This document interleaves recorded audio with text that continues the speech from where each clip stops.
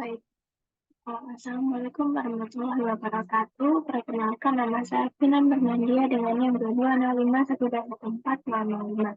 Dan di sini saya akan mempresentasikan tentang aplikasi pembuatan kuis sistem pengelolaan barang.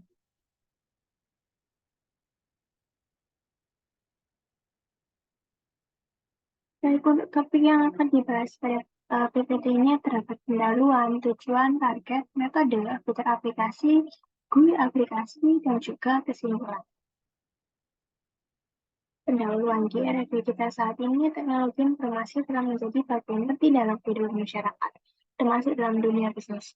Teknologi informasi dapat membantu pengusaha untuk mengelola bisnisnya dengan lebih efisien dan juga efektif. Salah satu teknologi informasi yang dapat digunakan oleh pengusaha untuk mengelola bisnisnya adalah sistem informasi pengelolaan barang.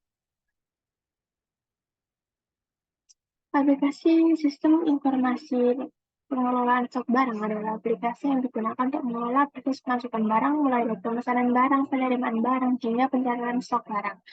Aplikasi ini dapat membantu pengusaha untuk yang pertama mempermudah proses pemesanan dan juga penerimaan barang, lalu menjaga keakuratan data stok barang, lalu meningkatkan efisiensi dan efektivitas pengelolaan bisnis. Selanjutnya, terdapat manfaat yang dapat diperoleh pengusaha dengan menggunakan aplikasi pemasakan barang. Yang pertama, proses pemesanan dan penerimaan barang menjadi lebih mudah dan cepat. Yang kedua, data stok barang menjadi lebih akurat. Yang ketiga, efisiensi dan efektivitas pengelolaan bisnis menjadi meningkat. Yang keempat adalah kualitas pelayanan kepada pelanggan menjadi meningkat. Lalu tujuannya, tujuan dari pembuatan aplikasi ini adalah dengan menggunakan Java IDE IntelliJ adalah untuk meningkatkan efisiensi dan efektivitas pengelolaan bisnis dalam hal pemesanan dan penerimaan barang, serta pencatatan stok barang. Tujuan ini dapat dicapai dengan memanfaatkan beberapa fitur-fitur. Yang pertama, pemesanan barang. Pengguna dapat melakukan pemesanan barang secara online sehingga prosesnya menjadi lebih mudah dan juga cepat.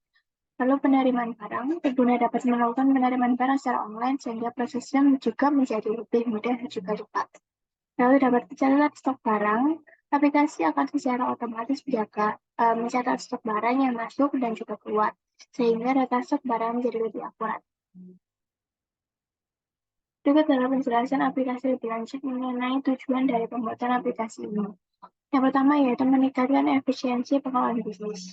Aplikasi ini dapat membantu pengusaha untuk menghemat waktu dan biaya dalam mengelola bisnisnya.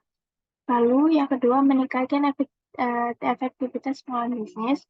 Aplikasi ini dapat membantu pengusaha untuk mengelola bisnisnya dengan lebih efektif.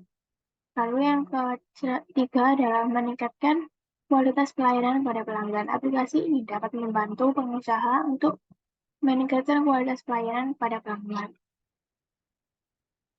Target pengguna dari pembuatan aplikasi proyek masuk barang menggunakan Java IDE Indonesia adalah pengusaha yang bergerak di bidang perdagangan, baik skala kecil, menengah, maupun besar.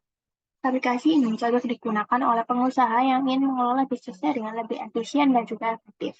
Aplikasi ini dapat membantu pengusaha untuk menghemat waktu dan biaya serta meningkatkan kualitas pelayanan kepada pelanggan.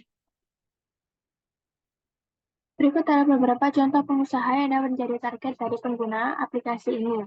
Yang pertama ada pengusaha toko retail, pengusaha distributor, pengusaha grosir, pengusaha importir, dan juga pengusaha eksportir. Berikut adalah beberapa penjelasan mengenai target pengguna dari aplikasi ini. Pengusaha yang bergerak di bidang perdagangan. Aplikasi ini sudah digunakan oleh pengusaha yang bergerak di bidang perdagangan, baik skala kecil, menengah, maupun besar. Aplikasi ini kurang cocok digunakan untuk pengusaha yang bergerak di bidang lain seperti jasa ataupun manufaktur.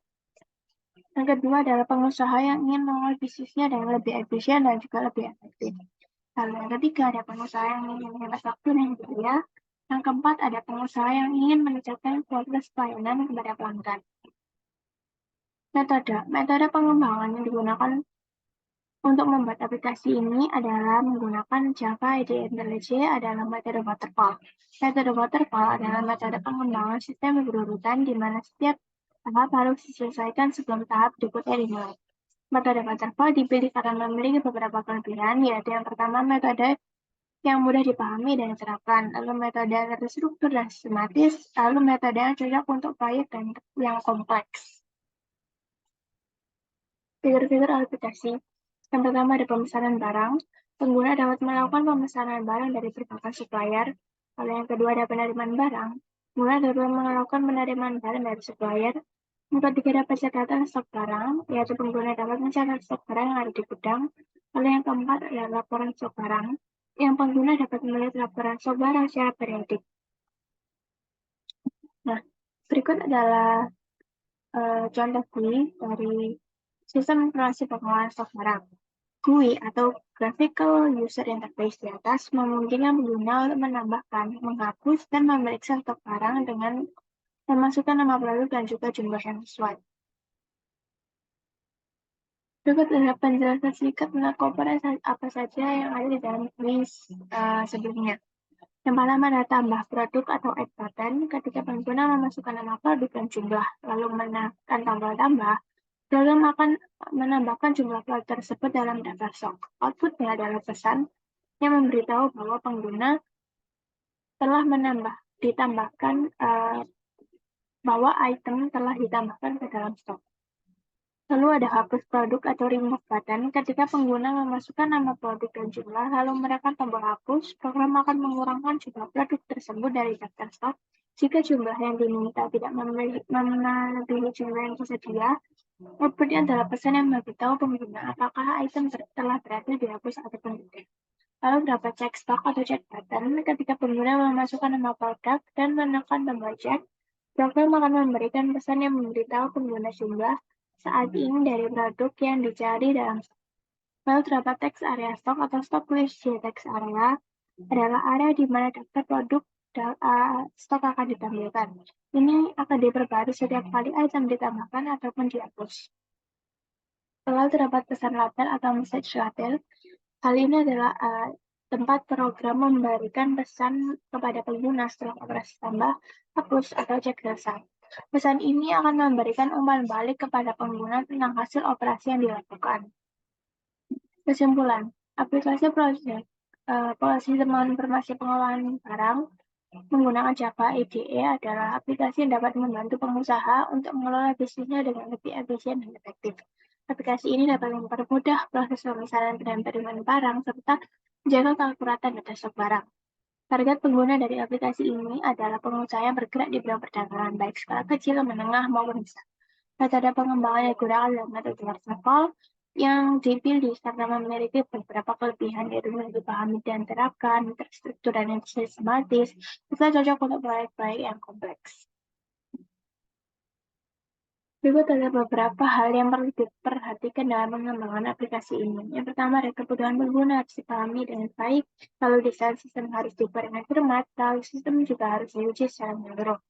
Dengan memperhatikan hal-hal tersebut, diharapkan aplikasi ini dapat memenuhi kebutuhan pengguna dan dapat digunakan secara efektif oleh pengusaha.